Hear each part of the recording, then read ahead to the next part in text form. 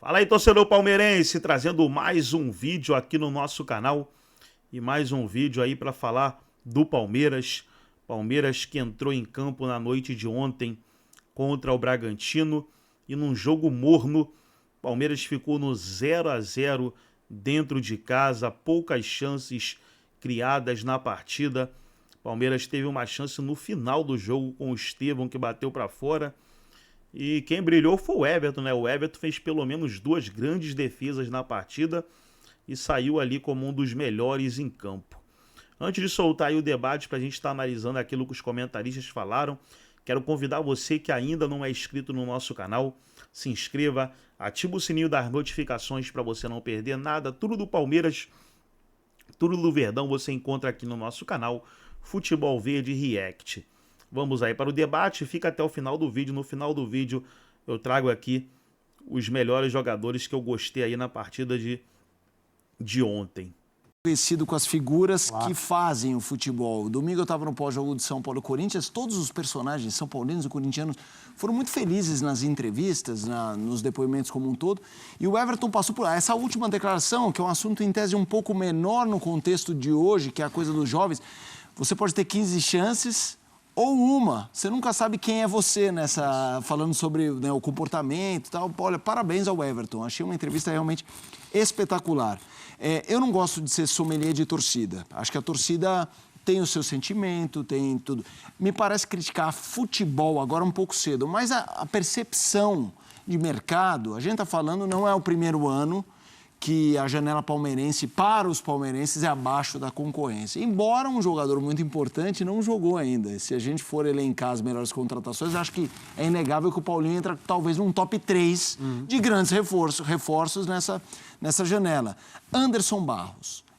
O Everton citou a descrição dele, como ele é muito calmo. Pesa isso? O futebol brasileiro gosta de mandatários espetaculares, gosta, que fazem barulho. Gosta, então. O futebol brasileiro gosta, de maneira geral, dessa oferta de quem tem orçamento, contratando um monte de gente, movimentando o mercado, colocando à disposição da comissão técnica vários jogadores acima da média, como o Flamengo faz desde 2019, como o Atlético Mineiro fez no ano em que foi campeão dos 2 torneios mais importantes aqui no Brasil, como o Palmeiras fez, não no sentido de contratar jogadores prontos, mas ter um tipo de trabalho do ponto de vista coletivo que agradasse o seu treinador, que pensa o futebol de um outro jeito. Os times do Abel, que ganharam tudo o que há para ganhar aqui no nosso calendário, sempre foram times de funções, não necessariamente de figuras, o que não significa que não haja algumas figuras muito grandes e muito importantes ao longo desses últimos anos. Todo mundo sabe quem são esses jogadores. Agora, aparentemente, há uma mudança no tipo de jogador que está sendo procurado para fazer as contratações, jogadores mais experientes, prontos, que seriam titulares em outros lugares, que chegam não para resolver problemas, chegam para tornar a equipe mais forte, mais perigosa, mais temida. Só que um que foi contratado já, está assinado o contrato, já chegou e tal, ele só vai ser entregue, entre aspas, após o Campeonato Paulista. O torcedor sabe que não pode contar com ele. Enquanto isso, a negociação com o Andréas Pereira não deu certo, por algum motivo. A negociação com o Claudinho não deu certo, por um motivo que foi explicado com todas as letras, pelo menos a versão do Palmeiras foi passada publicamente com todos os detalhes pela presidente do clube. E o torcedor, eu acho que ele... Eu também não gosto de dizer o torcedor deve fazer isso ou deve fazer aquilo. Cada um vive o futebol como quiser e o futebol tem uma parte daquilo que ele provoca na gente como sensação, quando está vendo o jogo, depois do jogo, antes do jogo, que é próprio de cada um, né? A gente estava falando sobre cinema agora há pouco, antes do programa começar, e eu disse, cada um leva a sua história para dentro da sala, para assistir um filme que mostre contextos históricos, etc. Então, cada um se relaciona com aquilo que está vendo da sua própria maneira, é algo muito pessoal. E o torcedor, e em quase todos os casos, e quase todos os times, principalmente grandes como o Palmeiras, e que ganham como o Palmeiras, o torcedor está acostumado a um conjunto de sensações que hoje ele não tem. E ele acha que não vai ter, esse é o problema. Aí já tem um certo pessimismo, não importa que essa é a quarta, quinta atuação, que os times estão mesclados, que o verdadeiro Palmeiras não entrou em campo ainda, que o mercado pode não ter se encerrado, eu também estou de acordo com o que o Vitor disse. O Palmeiras fosse um jogador como o Felipe Anderson, ninguém soube. Isso é raríssimo no Brasil. Ah, mas o que ele jogou até agora?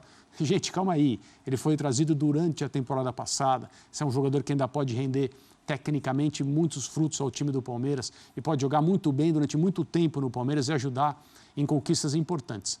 Então, essa contratação que eu citei foi feita de maneira absolutamente discreta. Isso significa que as pessoas que contratam no Palmeiras, elas têm uma maneira de agir. Em relação especificamente ao Anderson Barros, o que o Everton disse agora a respeito da importância dele nesse período histórico, e ele falou sobre isso. Bom, talvez o Palmeiras nunca tenha ganhado tantos troféus. Sim. E é fato. E é fato. A importância do Anderson Barros no período atual, porque o período não acabou, não é porque o Palmeiras deixou de ganhar troféus que ele queria ganhar em 2024, que ele não vai poder continuar fazendo isso. Mas a participação do Anderson Barros nesse contexto do momento que o Palmeiras vive, o Palmeiras e os palmeirenses, ela é internamente enxergada como quase tão importante ou talvez tão importante quanto a participação do Abel Ferreira. E eu sei, tem torcedor do Palmeiras querendo que o Abel vá embora, no fim de semana ele disse, esse é meu último ano aqui. Isso pode ser a mais pura verdade, uma decisão já tomada e que não vai mudar. Pode. Há como garantir? É claro que não. Ele está falando sobre algo que vai acontecer ao final da temporada. Tem muito tempo, muita água para passar por baixo da ponte, como se diz. Pode ser uma técnica de motivação para os jogadores. Olha, eu vou embora. Vamos ver o que vocês vão me mostrar nessa última temporada. Aliás, um treinador que se despediu com antecipação estava presente hoje ao estádio, o Jürgen Klopp. A gente não falou sobre ele até hoje. Até agora ele foi ver o Bragantino, foi ver o Palmeiras também, mas só ver o Bragantino porque ele ocupa uma posição de supervisão no grupo. Mas aí o técnico, o Abel, fala isso aí, eu imagino que uma parcela significativa de torcedores está vendo, ó, já está indo embora, já disse que vai, então vai logo. Sabe aquela coisa essa insatisfação que muita gente não consegue sair quando está falando de futebol, está falando do seu time? Acho que é muito cedo para tudo isso. Por isso eu aplaudo também a entrevista do Everton. Ele é um jogador muito importante nesses últimos anos para o Palmeiras. A palavra dele tem que ser levada em consideração. Total. O torcedor palmeirense tem que acreditar no que o seu goleiro diz. E, no momento, as torcidas organizadas, né, estão criticando demais uma pessoa que trabalha nos bastidores e que é considerada, por quem vê as coisas acontecendo dentro do clube, da mais alta importância. Então, talvez valha a pena ouvir quem conhece como as coisas funcionam dentro do Palmeiras. Além de operar com dinheiro que não é dele, né? Ele respeita ali também um orçamento que é dado a ele. Já o Klopp, adoraria que ele estivesse falando, as imagens do Klopp e o Jürgen Klopp circulando pelo futebol brasileiro e a entrevista do Abel. Abel está chegando na coletiva, mas quero te ouvir também sobre essa, pelo menos no meu entendimento, uma ótima entrevista do Everton, Bira. O Everton tem que falar sobre as coisas de dentro do clube, de dentro do time de futebol, as coisas sobre a direção das quais foi questionado. Eu acho que o torcedor reage emocionalmente como ele quiser. Eu não acho, por exemplo, que todos os torcedores vão emocionalmente tomar decisões que são as melhores para a equipe, porque essas decisões exigem muito mais razão do que emoção. E o torcedor, ou boa parte da torcida, não vai ao estádio para ficar raciocinando sobre gestão de futebol, sobre o futuro de médio e longo prazo, sobre dificuldade de contratar jogadores, sobre o valor da moeda brasileira se comparado à libra esterlina, sobre ao euro, sobre... Ele simplesmente sente o futebol. Ele vai lá e, como disse o André, leva a sua história para dentro do estádio, cada um de um jeito. Obviamente, tem gente que, dentro do Allianz hoje, que discordou das vaias, muita gente vaiou porque simplesmente não gostou do jogo e não tinha como gostar mesmo. Tem todas aquelas questões que a gente já falou da temporada passada, dos adversários contratando. Eu só acho que qualquer conclusão agora, ela é muito precipitada. O que eu posso dizer antecipadamente se o Palmeiras for para a temporada com esse elenco, temporada inteira, e eu estou incluindo aí a janela do meio do ano, sim, é um fracasso da direção na montagem do elenco, porque o Palmeiras quer mais e tem dinheiro para mais e se dispôs a gastar mais dinheiro. Mas agora é campeonato estadual, fase de classificação. Ano passado o Palmeiras foi campeão estadual, né? Tricampeão, aliás. Alguém está satisfeito? Então é óbvio que todo mundo quer ganhar todos os jogos e ganhar é sempre melhor que perder para alegria. Para educação nem sempre, mas para ganhar, para alegria sempre. Né? Então, eu acho que o papel do dirigente nesse momento, e eu vou muito na linha do que disse o André e do que disse o goleiro do Palmeiras, é raciocinar, é entender que a temporada está começando, que nem devia ter começado, entender quais são as metas do time no ano. Eu acho que tem uma grande questão que é muito pouco falada, é que o Mundial de Clubes, ao contrário do que acontece normalmente quando se jogava a decisão do Mundial no final do ano, meio da temporada europeia, quando os times europeus não estão disputando nada de maneira tão direta assim, boa parte já sabe sua situação na UEFA Champions League, já os campeonatos nacionais estão no meio do ano, fisicamente estão voando. Ao contrário desse ano, o Mundial de Clubes acontece quando os times europeus já decidiram suas competições nacionais. A final da UEFA Champions League é no último dia de maio, o Mundial é no meio de junho, e eu não duvido que o Abel silenciosamente prepare o time para fisicamente estar melhor que os europeus quando chegar o Mundial de Clubes. E para fazer isso é preciso paciência.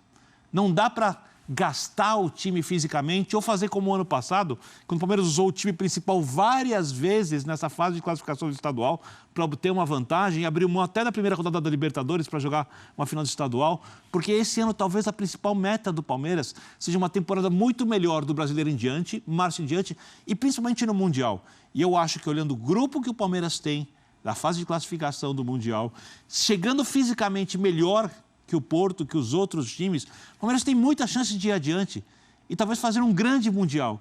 Então, quando você olha agora esse desespero pela contratação, esse desespero por resultado, e a gente olha o time sendo colocado em campo sempre mesclado, dando oportunidade para jogadores jovens, fazendo uma peneira silenciosa para ver quem consegue ser um jogador melhor para a temporada, e eu olho a situação do dirigente, eu não estou falando que o Anderson Barros vai fracassar, ou que ele vai acertar, ou que ele terá uma atuação de mercado espetacular.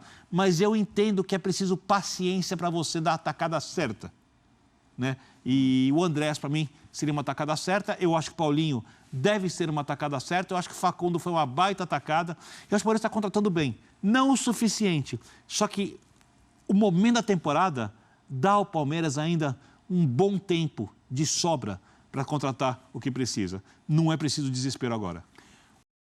Então tá aí, pessoal, foi o pós-jogo na ESPN Brasil, todos os créditos, direitos autorais e agradecimentos. Estarei deixando o link na descrição do vídeo. Na minha opinião, aqui os melhores da partida, disparado em primeiro lugar o Everton, agarrou muito, foi muito importante na partida. Talvez se não fosse o Everton, o Palmeiras até perderia o jogo. Segundo que eu gostei foi o Richard Rios, volante, bem seguro na marcação, distribuindo bem as jogadas, voltou a se destacar. E o terceiro, o zagueiro Naves, também foi bem seguro ali na parte de trás. Da frente ali, difícil destacar alguém, todos ali jogaram mal. O Estevão ainda sempre perigoso, né? É o mais perigoso e lúcido no ataque do Palmeiras. Então fica aí esses jogadores como destaques aí para a partida contra o Bragantino 0-0 no Allianz Parque. Gostou do vídeo? Deixa o seu like, se inscreva no canal, ativa o sininho das notificações. Forte abraço a todos e até o nosso próximo vídeo aqui no nosso canal Futebol Verde React.